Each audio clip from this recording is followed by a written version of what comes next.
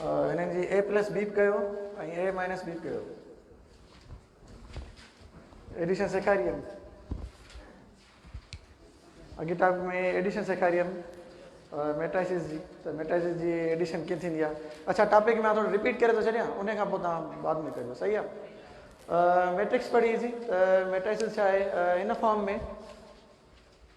में जेकॾहिं नंबरनि जी अरेंजमेंट कयूं रोज़ ऐं कॉलम्स में, मतिलबु त नंबर जेके असांजा आहिनि रो में बि हुजनि ऐं कॉलम में बि हुजनि। मिसाल जे तौर ते 2 3 4 5 आहे त हीअ रो आहे, हीअ बि रो आहे, हीअ बि कॉलम आहे, हीअ बि छा आहे कॉलम आहे। त हिन में 2 रो ऐं 2 कॉलम आहिनि। त नंबरनि जी अरेंजमेंट कयूं रोज़ में कॉलम में त उनखे छा चइबो, उनखे मैट्रिक्स चइबो, सही आहे, ओके।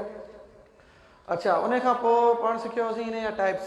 सो टाइप्स में पहिरियों नंबर 1 हो रेक्टेंगुलर मैट्रिक्स। रेक्टेंगुलर मैट्रिक्स छा हूंदी आहे, अहिड़ी मैट्रिक्स जंहिंजा रो ऐं कॉलम बराबरि न हुजनि। अहिड़ी मैट्रिक्स जंहिंजा रो ऐं कॉलम बराबरि न हुजनि त उनखे रेक्टेंगुलर मैट्रिक्स में, इहो टाइप्स में आहे, इहे टाइप्स में अची था वञनि।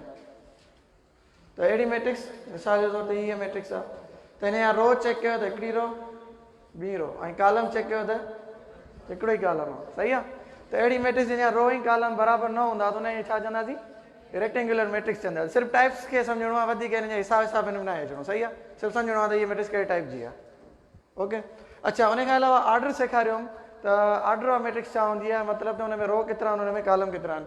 हिन में रो 2 आहिनि त 2 क्रॉस पहिरीं रो लिखंदासीं, उन खां पोइ कॉलम लिखंदासीं। हिन में कॉलम घणा आहिनि 2, त हिन कीअं लिखंदासीं 2 क्रॉस 2, 2 क्रॉस 2, आई ॻाल्हि सम्झ में। त हिन में रो घणा आहिनि 2, हिन में कॉलम घणा आहिनि 2 कॉलम आहिनि। ऐं हीअ मैट्रिक्स हिन जो ऑर्डर घणो आहे त हिन में रो घणियूं आहिनि हिकिड़ी ऐं कॉलम घणा अथसि 2। त हिन जो मैट्रिक्स जो जेको ऑर्डर थींदो उहो 1 क्रॉस 2 थींदो। हिन खे ईअं न आहे पढ़णो 1 ज़र या 2, ईअं न आहे पढ़णो, 1 क्रॉस 2 पढ़णो आहे या 1/2 पढ़णो आहे ऐं हिनखे 2/2 पढ़णो आहे। MCQ जे हवाले सां सिर्फ़ु क्वेश्चन ईअं अची सघे थो त हीअ मैट्रिक्स घणा बाय घणा जी आहे, हिन में ऑर्डर केतिरो आहे, त हिन जो जेको ऑर्डर हूंदो ऑप्शन्स में हुनखे टिक कंदासीं, सही आहे। अच्छा उन खां अलावा पाण पढ़ियासीं square matrix. So square matrix छा हूंदी आहे, अहिड़ी मैट्रिक्स जंहिंजा रो ऐं कॉलम छा हुजनि बराबरि हुजनि, ठीकु आहे न। मिसाल जे तौर ते हीअ मैट्रिक्स आहे त हिन में रो घणा आहिनि, हिन में 2 रो आहिनि, हिन में 2 रो आहिनि 2 कॉलम आहिनि। त रो जो तइदाद 2, कॉलम जो तइदाद 2। त अहिड़ी मैट्रिक्स जंहिंजा रो ऐं कॉलम बराबरि थी वञनि त उन मैट्रिक्स खे छा चइबो, स्क्वायर मैट्रिक्स। सिर्फ़ु टाइप यादि करिणो आहे बसि। अच्छा हिन खां अलावा पाण स्क्वायर खां पोइ बि सिखीसीं जेको आहे डायगोनल मैट्रिक्स। सो डायगोनल मैट्रिक्स छा हूंदी आहे, अच्छा ही भले नोट कंदा वञो कीज़ में, सही आहे न। ही भले हल्को जेको लिखां पियो थोरो थोरो नोट कंदा वञो जीअं यादि रहेव। त डायगोनल मैट्रिक्स में डायगोनल मैट्रिक्स छा हूंदी आहे, अहिड़ी मैट्रिक्स जेकी ऑलरेडी छा हुजणु घुरिजे, डायगोनल लाइ शर्त हूंदी आहे त उहा स्क्वायर लाज़मी हुजे। स्क्वायर हूंदी त पोइ डायगोनल बि हूंदी, सही आहे न। त हीअ जेकी मैट्रिक्स आहे फॉर एग्ज़ाम्पल हिते लिखां 2 0 0 ऐं 3, हीअ मैट्रिक्स पहिरीं त हिन चेक कयो त हीअ स्क्वायर आहे, त हीअ मैट्रिक्स स्क्वायर आहे। हिन में 2 रो ऐं 2 कॉलम आहिनि त हीअ स्क्वायर त आहे। हाणे चेक करिणो आहे डायगोनल आहे या न। त डायगोनल जे लाइ इहो हूंदो आहे त हीअ जेके एलिमेंट्स आहिनि हिननि खे प्रिंसिपल एलिमेंट्स बि चइबो, इनखे जेको आहे लीडिंग एलिमेंट्स बि हिनखे चइबो, सही आहे। हिनखे डायगोनल एलिमेंट्स चइबो। इहे नॉन ज़ीरो हुजनि, बाक़ी ॿिया सभु जा सभु छा हुजनि ज़ीरो हुजनि। अदर एंट्रीज़ जेके आहिनि उहे ज़ीरो हुजनि त पोइ अहिड़ी क़िस्म जी मैट्रिक्स खे डायगोनल मैट्रिक्स चइबो। पर डायगोनल हुजण जे लाइ लाज़मी इहो आहे त हीअ मैट्रिक्स छा हुजणु घुरिजे, स्क्वायर हुजणु लाज़मी आहे, अदरवाइज़ डायगोनल कान थींदी, सही आहे। मिसाल जे तौर ते अहिड़ी मैट्रिक्स हुजे, हीअं लिखियलु हुजे ऐं सवाल पुछियो वञे हीअ डायगोनल मैट्रिक्स आहे या कहिड़ी मैट्रिक्स आहे, त हीअ डायगोनल मैट्रिक्स न आहे। अच्छा जेकॾहिं ॿियो सवाल पुछियो वञे त हीअ मैट्रिक्स कहिड़ी आहे, त पोइ हिनखे छा कहिड़ो नालो ईंदो, रेक्टेंगुलर मैट्रिक्स। छो हिन में रो घणा आहिनि, हिन में 2 रो आहिनि, हिकिड़ी रो हीअ ॿी रो हीअ, त हिन में 2 रो आहिनि ऐं कॉलम घणा अथसि, हिकिड़ो कॉलम ॿियो, हिन में 3 कॉलम आहिनि। त हीअ जेकी मैट्रिक्स आहे जंहिंजा रो ऐं कॉलम बराबरि न आहिनि त पोइ उन मैट्रिक्स खे छा चइबो, रेक्टेंगुलर मैट्रिक्स चइबो, सम्झ में अची, सही आहे। सो डायगोनल मैट्रिक्स जे हुजण जे लाइ स्क्वायर मैट्रिक्स हुजणु लाज़मी आहे, माना शर्त आहे।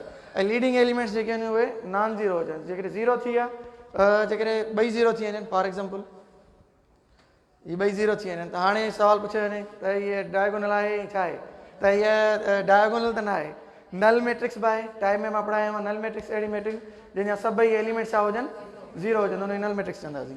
ऐं ॿियो सवाल इहो थी सघे थो त हीअ हिन मैट्रिक्स जो ऑर्डर केतिरो आहे, त त हिन मैट्रिक्स जो ऑर्डर 2 आहे, माना स्क्वायर मैट्रिक्स बि आहे, स्क्वायर मैट्रिक्स बि आहे ऐं नल मैट्रिक्स बि आहे, माना ॿई नाला आहिनि। त ऑप्शन में जेकॾहिं अची वई त नल हूंदो त नल खे टिक कंदासीं, जेकॾहिं स्क्वायर हूंदो त स्क्वायर खे टिक कंदासीं, जेकॾहिं ॿई ऑप्शन अची वञनि नल बि हुजे स्क्वायर बि हुजे त पोइ बोथ खे टिक कंदासीं। सही आहे न, तो ॿई आहिनि, सही आहे।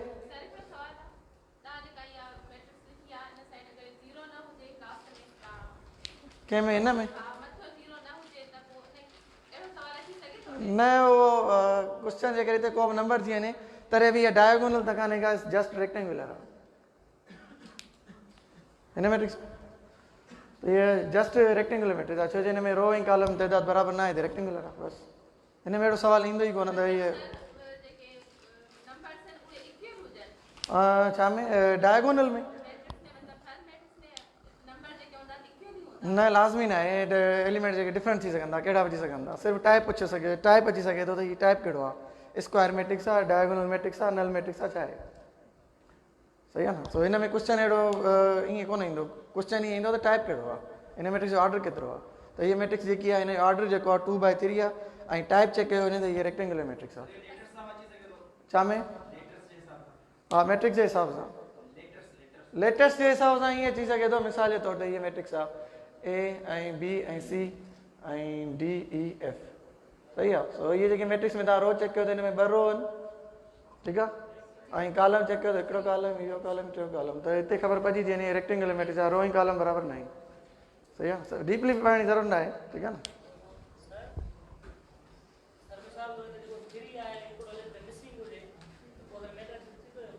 हा मिसिंग हो अहिड़ो सुवालु ईंदो ई कोन जो नंबर मिसिंग हुजे। सही आहे न। अच्छा, उन खां पोइ आहे सेखारियो तव्हांखे यूनिट मैट्रिक्स। त यूनिट सॉरी यूनिट मैट्रिक्स खां अॻु में मां स्केलर ते थो चवां, स्केलर मैट्रिक्स। स्केलर मैट्रिक्स हुजण जे लाइ डायगोनल हुजणु लाज़मी आहे, ठीकु आहे न। त डायगोनल हूंदी त पोइ स्केलर हूंदी, अदरवाइज़ स्केलर न थींदी। सो स्केलर मैट्रिक्स में थींदो छा, जेके लीडिंग एलिमेंट्स आहिनि असांजा, जेके ही एलिमेंट्स आहिनि ॿई छा हूंदा, इक्वल हूंदा, उहे छा हूंदा, इक्वल हूंदा। जेके लीडिंग एलिमेंट्स, अहिड़ी डायगोनल मैट्रिक्स जंहिंजा लीडिंग एलिमेंट्स इक्वल थी वञनि त पोइ अहिड़े क़िस्म जी मैट्रिक्स खे स्केलर मैट्रिक्स चइबो, ठीकु आहे न। हिते 1 नथो थी सघे, 1 खां अलावा ॿियो कुझु बि थी सघे थो। सही आहे। फॉर एग्ज़ाम्पल 3 आहे ऐं हिते 0 0 हिते 3, त इहे स्केलर मैट्रिक्स थींदी। हिते मां के बि लिखी सघां थो, के इंग्लिश अल्फाबेट मां को लिखी सघां थो। सही आहे, अची ॻाल्हि सम्झ में। त स्केलर मैट्रिक्स छा हूंदी आहे। सही आहे। त स्केलर मैट्रिक्स जे लाइ जेको आहे उहो डायगोनल हुजणु लाज़मी आहे। अच्छा, ॿियो बि हिन में हिकिड़ो ईंदो आहे, एटलीस्ट हिकिड़ो एलिमेंट जेकॾहिं 0 थी वञे ईअं, त हाणे हिनखे छा चवंदासीं, हीअ कहिड़ी मैट्रिक्स आहे। यस, हीअ कहिड़ो टाइप आहे, मैट्रिक्स त आहे पर टाइप कहिड़ो आहे। त स्केलर कान थींदी न, छो ॿई एलिमेंट्स हिकु जहिड़ा हुजनि न, स्केलर लाइ कंडीशन आहे त लीडिंग एलिमेंट्स हिकु जहिड़ा हुजनि। त हीअ जेकी मैट्रिक्स थींदी जस्ट डायगोनल थींदी। त डायगोनल मैट्रिक्स जे लाइ इहो हूंदो आहे त जेकॾहिं एलिमेंट जेके आहिनि, हिकिड़ो एलिमेंट जेकॾहिं हिते 0 थी थो वञे त तॾहिं बि डायगोनल थी वेंदी। सही आहे, अॻे क्लास में सेखारियो। सिंधी अल्फाबेट मां ॾेई सघां थो, बाक़ी ॿिया ॾियनि न ॾियनि मर्ज़ी आहे हुननि जी, ठीकु आहे न। त इहे स्क्वायर मैट्रिक्स आहे। सही आहे, अची ॻाल्हि सम्झ में। हा स्क्वायर मैट्रिक्स आहे, जस्ट स्क्वायर मैट्रिक्स आहे बसि। अच्छा, हिन खां अलावा ॿियो छा सिखियोसीं, unit matrix. So unit matrix छा हूंदी आहे, यूनिट हुजण जे लाइ डायगोनल हुजणु लाज़मी आहे।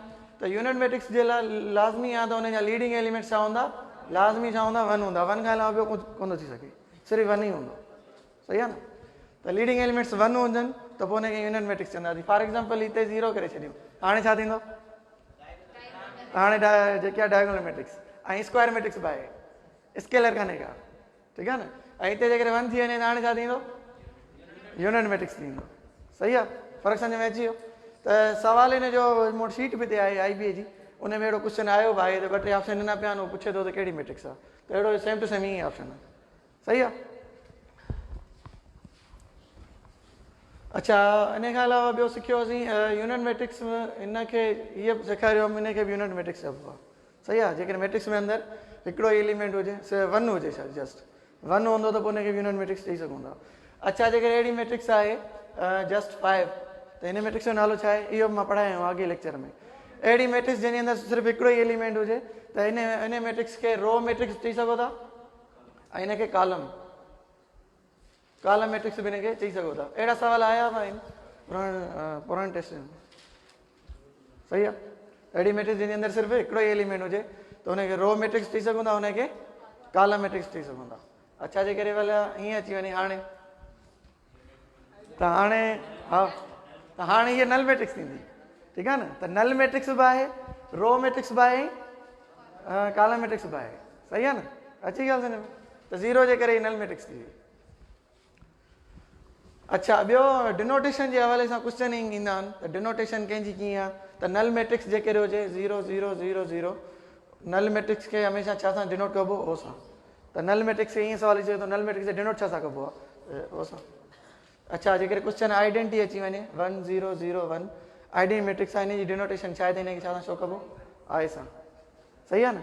क्वेश्चन हीअं अचे सिर्फ़ु हीअं लिखियलु हुजे, हीअ लिखियलु न हुजे, हीअं लिखियलु हुजे 2 क्रॉस 2 ऐं पुछियो वञे त हीअ छा कहिड़ी मैट्रिक्स आहे, त आई मीन्स आइडेंटिटी ऐं 2 by 2 वंस उन में 2 रो 2 कॉलम, त उहा मैट्रिक्स हीअं हूंदी, सही आहे। हीअं लिखियलु हुजे त ऑप्शननि में हीअ बि अची सघे थो, हीअं लिखियलु हुजे त ऑप्शन में हीअ बि अची सघे थो, सही आहे। सिर्फ़ु सम्झणो आहे, ठीकु आहे न, हिसाब वग़ैरह न आहे। आइडेंटिटी मैट्रिक्स आहे ऐं 2 by 2 जी आहे, माना 2 रो 2 कॉलम अथसि, सही आहे। क्लियर थी वई टॉपिक।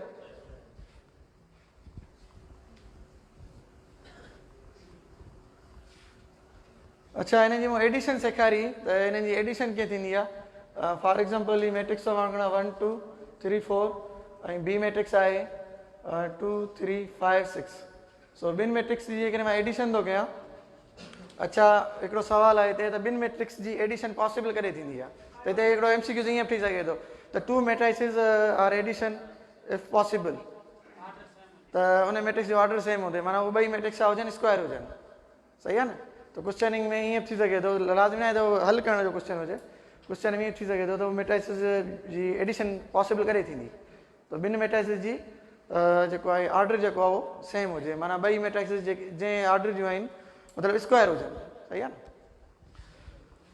सो हीअ मैट्रिक्स जेकी आहे 2 by 2 जी आहे, हीअ 2 by 2 जी आहे। त एडिशन कीअं थींदी, साॻियो एलिमेंट जी पोज़ीशन जेकी हिन जी आहे उन सां ई एड कबो हिनखे, जेकी पोज़ीशन हिन जी आहे हिन जी साॻी पोज़ीशन आहे त उहे नंबर एड थींदा, हिन जी पोज़ीशन हिन सां आहे त इहे ॿई एड थींदा, हिन जी पोज़ीशन हिन सां आहे, हिन जी पोज़ीशन हिन सां आहे। त 1 + 2 3 2 + 3 5 3 + 5 8 ऐं 4 + 6 10।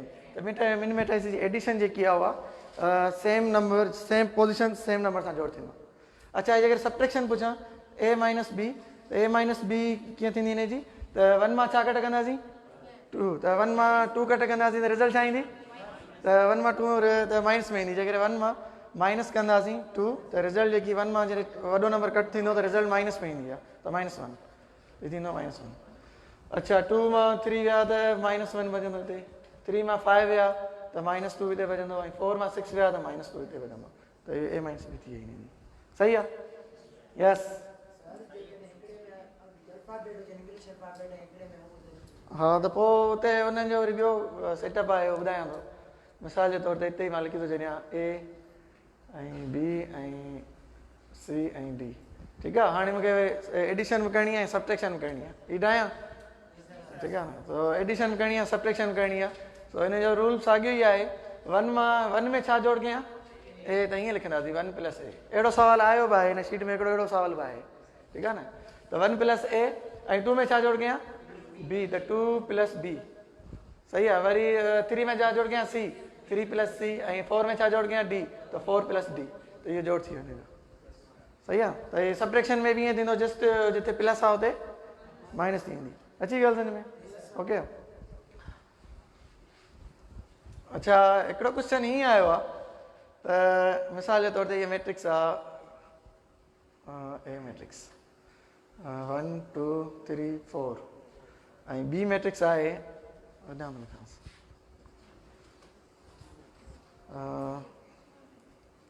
a b ऐं जेको आहे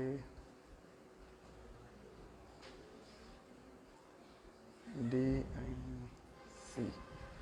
चए थो क्वेश्चन ईअं आहे त हीअ ॿई मैट्रिसेस इक्वल थींदियूं, हीअ ॿई मैट्रिक्स पंहिंजे पाण में बराबरि थींदियूं जॾहिं त ए बी ऐं सी ऐं डी जी वैल्यू छा हुजे, ए बी ऐं सी ऐं डी जी वैल्यू छा हुजे, अहिड़ो टाइप जो हिकिड़ो सुवालु आहे आहे। ठीकु आहे। सो हिन में ॾिसो इक्वल मैट्रिक्स मां सम्झाए थो छॾियां इक्वल छा हूंदियूं आहिनि। मैट्रिक्स आहे 1 2 3 4 ऐं बी मैट्रिक्स आहे 1 2 3 4। ॿिन्ही मैट्रिक्स जा जेके एलिमेंट्स आहिनि उहे छा हुजनि, सेम हुजनि, माना पोज़ीशन ऐं एलिमेंट छा हूंदो ॿिनि मैट्रिक्स जो सेम हूंदो। ॿ मैट्रिक्स लिखियल आहिनि उहे ॿई मैट्रिक्स पंहिंजे पाण में इक्वल तॾहिं थींदियूं जॾहिं ॿिन्ही मैट्रिक्स जा जेके एलिमेंट्स आहिनि इन जी जेकी पोज़ीशन्स आहे या ऑर्डर बि चई सघो था, सही आहे न, सही आहे। त एलिमेंट साॻिया हूंदा, पोज़ीशन ऐं एलिमेंट साॻिया हूंदा त पोइ ॿई मैट्रिक्स पंहिंजे पाण में छा हूंदियूं, इक्वल हूंदियूं। त ॾिसो हिते हिन जी पोज़ीशन 1 आहे त हिते छा आहे 1 आहे, हिते 2 आहे, हिते 2 आहे 3 3। त हाणे ॿई मैट्रिक्स पंहिंजे पाण में इक्वल त आहिनि। हाणे ही ॿ मैट्रिक्स ॾिनी अथसि, हिते कंडीशन रखी अथसि त ए बी जी वैल्यू छा रखां त ॿई हिकु जहिड़ी थियनि, सही आहे। त ए जी वैल्यू छा रखां 1, बी जी वैल्यू छा रखां, ऐं छहनि मां घणा कट कयां त 3 अचे, ज़ाहिरी ॻाल्हि आहे। सी डी जी वैल्यू मां घणी खणां 3 खणंदुसि ऐं सी जी वैल्यू घणी खणां 4, त सी जी वैल्यू थींदी 4। त कंडीशन ऑप्शन हीअ आहे हिन में, ऑप्शन इहो टिक कबो। त हीअ थोरो लॉजिकल क्वेश्चन अहिड़ो ख़ासि न आहे, जस्ट वैल्यूज़ ॿुधाइणियूं आहिनि, सही आहे। न हल जी करणी ज़रूरत न आहे हिन में, त हल या कैलकुलेशन न आहे, जस्ट सम्झणो आहे त ॿई मैट्रिक्स इक्वल कहिड़े वैल्यूज़ ते थींदियूं। हीअ वैल्यू हिते रखंदासीं त इहे ॿई मैट्रिक्स पंहिंजे पाण में इक्वल थी ईंदियूं। 1 ए वारी जॻह ते छा रखां 1, बी वारी जॻह ते 2 ऐं डी वारी जॻह ते 3 पुट कंदासीं त 6 - 3 कट कंदासीं त 3 बचंदो, ऐं सी वारी जॻह ते 4। हीअ ॿई मैट्रिक्स इक्वल थी ईंदियूं, सही आहे। Any question about this? No question?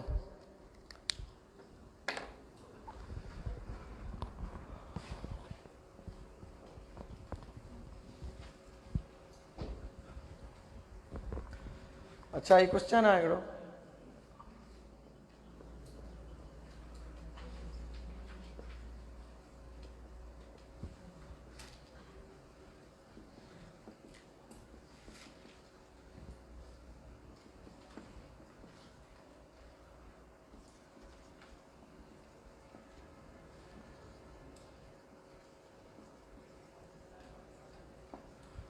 Three options आहे,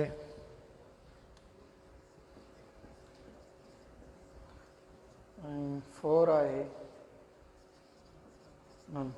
सो मिसाल जे तौर ते ही ॿ मैट्रिक्सिस मिली पियूं आहिनि, इन्हनि खे चए थो त ए प्लस बी कयो, सही आहे।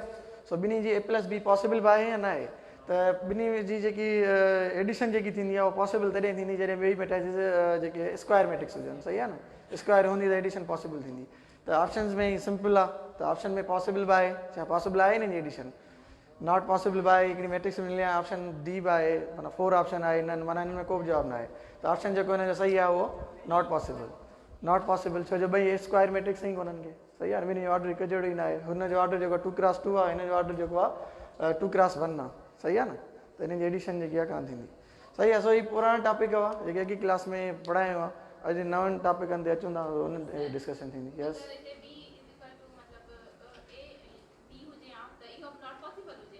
ए इंटू बी ज़रबत आहे, पुछो बी प्लस ए था चओ, छा था चओ? हाँ तो ये मैट्रिक्स बनी नहीं है, हाँ नॉट पॉसिबल थींदो छो जो ॿिनि मैट्रिक्स जी एडिशन तॾहिं पॉसिबल हूंदी जॾहिं ॿई छा हुजनि, स्क्वायर मैट्रिक्स हुजनि। त हीअ स्क्वायर, हीअ त स्क्वायर आहे पर हीअ त कान्हे न।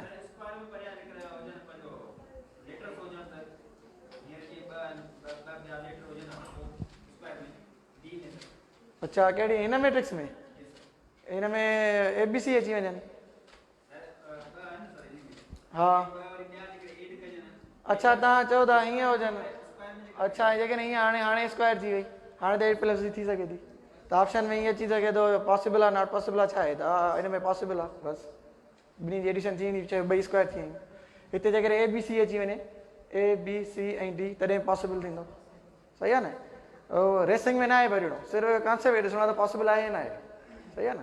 सो छो मां हिन जो हल कोन थो पुछां, मां सिर्फ़ु इहो थो पुछां त पॉसिबल आहे या न आहे, सही आहे। अच्छा न्यू टॉपिक आहे जेको आहे सिंगुलर मैट्रिक्स ऐं नॉन जेको आहे डिटर्मिनेंट, लिखो ही determinant of matrix. So determinant of matrix के डिनोटेशन ॿुधाए थो छॾियां त हिनखे डी सां शो कबो आहे ऐं हिनखे हिन लकीरनि में लिखिबो आहे। एग्जाम्पल हिकिड़ो सम्झाए थो छॾियां त कीअं फाइंड कबो। सो ए मैट्रिक्स आहे, हुनजो डिटरमिनेंट मैट्रिक्स थो लिखां 2 3 4 5।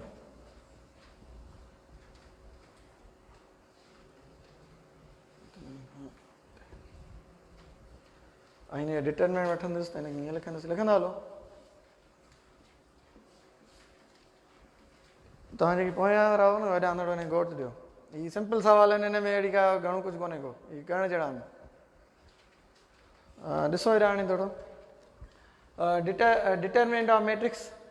त डिटरमिनेंट कंहिं मैट्रिक्स जो कीअं फाइंड कबो ऐं हुनखे डिनोटेशन जेकी हुनखे डिटरमिनेंट खे छा सां कंदा हुआसीं, डी सां शो कंदा आहियूं, ठीकु आहे न।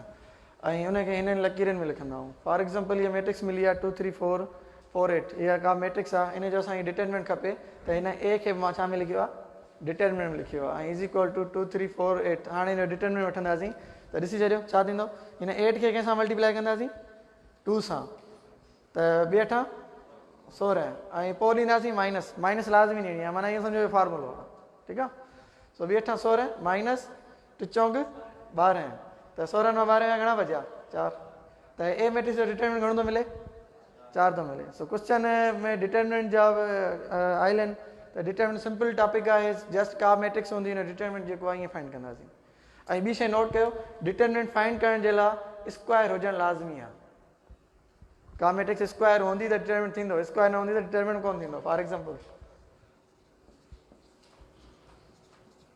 मिसाल तौरु इहा मैट्रिक्स आहे त हिन जो तव्हां इहा स्क्वायर मैट्रिक्स न आहे, ॾिसो हेॾां हिन में रो घणा आहिनि 2 ऐं कॉलम घणा अथसि 3, त इहा स्क्वायर मैट्रिक्स त कान्हे। केरु पुछे हिन जो डिटरमिनेंट छा थींदो, त हिन जो determinant not possible.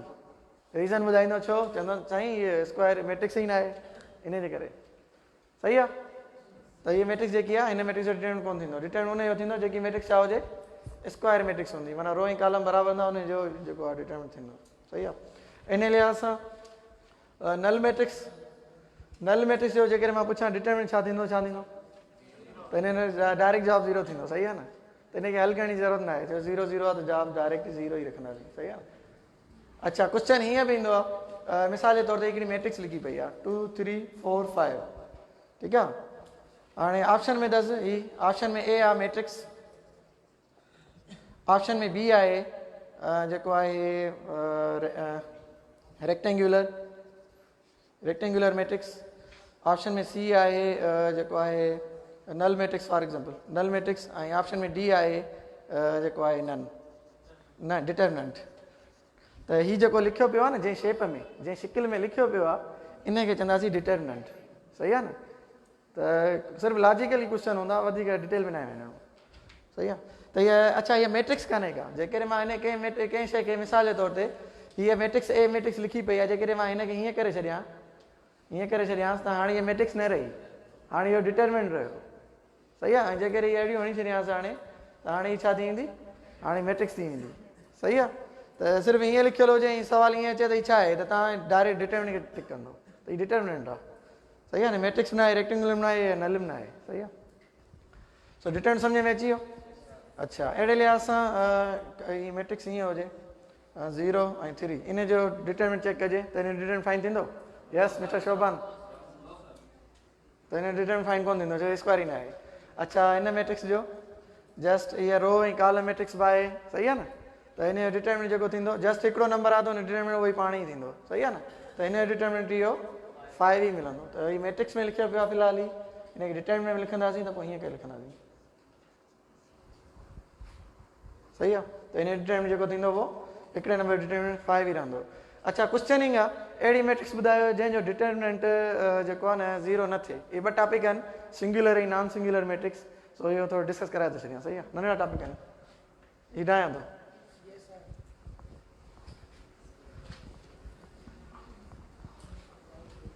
So singular matrix, singular matrix अहिड़ी मैट्रिक्स जंहिंजो डिटरमिनेंट छा अची वञे, जंहिं डिटरमिनेंट छा थी वञे 0 थी वञे, सिंगुलर मैट्रिक्स। ऐं नॉन सिंगुलर मैट्रिक्स अहिड़ी मैट्रिक्स जंहिंजो डिटरमिनेंट 0 न अचे त हुनखे छा चवंदासीं, नॉन सिंगुलर मैट्रिक्स। हाणे मिसाल थो ॾियां हिन जो, पहिरीं में त फॉर एग्जांपल ए मैट्रिक्स आहे 2 3 ऐं 2 ऐं 3 सो ये मैट्रिक्स आहे हिन जो मां डिटरमिनेंट फाइंड थो कयां त हिन डिटरमिनेंट जेको थींदो हिनखे 2 3 2 3 सो बिटी की 6 माइनस 6 6 मां 6 विया 0 त अहिड़ी मैट्रिक्स जंहिंजो डिटरमिनेंट छा अची वञे 0 अची वञे इहो शॉर्ट कीज़ में लिखंदा वञो जंहिंजो डिटरमिनेंट 0 अची वञे त हुन मैट्रिक्स छा चइबो सिंगुलर मैट्रिक्स चइबो ऐं जंहिंजो डिटरमिनेंट 0 न अचे त हुनखे नॉन सिंगुलर मैट्रिक्स चइबो सही आहे अहिड़ी मैट्रिक्स जंहिंजो डिटरमिनेंट 0 अची वञे सिंगुलर जंहिंजो डिटरमिनेंट 0 न अचे नॉन सिंगुलर त हीअ मैट्रिक्स बी आहे डायरेक्ट डिटरमिनेंट फाइंड थो कयां ॿियो एग्जाम्पल ई 6 खां 12 पंटीह 15 12 खां 15 या -3 त हिन डिटरमिनेंट माइनस में आयो आहे पर डिटरमिनेंट 0 न थियो आहे सही आहे न त अहिड़ी मैट्रिक्स जंहिंजो डिटरमिनेंट 0 न थिए त उहा नॉन सिंगुलर जंहिंजो डिटरमिनेंट 0 थी वञे त उहा सिंगुलर मैट्रिक्स ठीकु आहे न अच्छा अहिड़ी मैट्रिक्स ॿुधायो जंहिंजो डिटरमिनेंट कॾहिं 0 ई थिए न यस मिस्टर शोभान अहिड़ी मैट्रिक्स ॿुधा जंहिंजो डिटरमिनेंट कॾहिं 0 थींदो ई न उहे ॿ मैट्रिक्सिस आहिनि मां तव्हांखे पढ़ाए पियो आहियां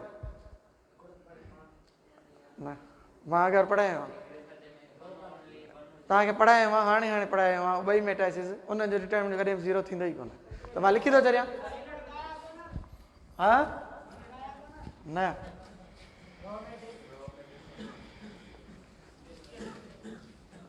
स्केलर मैट्रिक्स ऐं यूनिट स्केलर यूनिट मैट्रिक्स जो डिटरमिनेंट कॾहिं 0 थींदो ई कोन्हे भले तव्हां चेक करे ॾिसो 2 0 0 2 भले तव्हां हिन डिटरमिनेंट चेक कयो बिडू 4 -0 जवाब आहे 4 0 थियो त स्केलर मैट्रिक्स आहे हिन डिटरमिनेंट 0 नथो थिए अहिड़े लिए असां यूनिट मैट्रिक्स आहे उहा बि ईअं ई आहे त हिन जो डिटरमिनेंट चेक कयो त हिन जो 1 × 1 1 -0 = 1 त हिन जो 0 कोन थो थिए सही आहे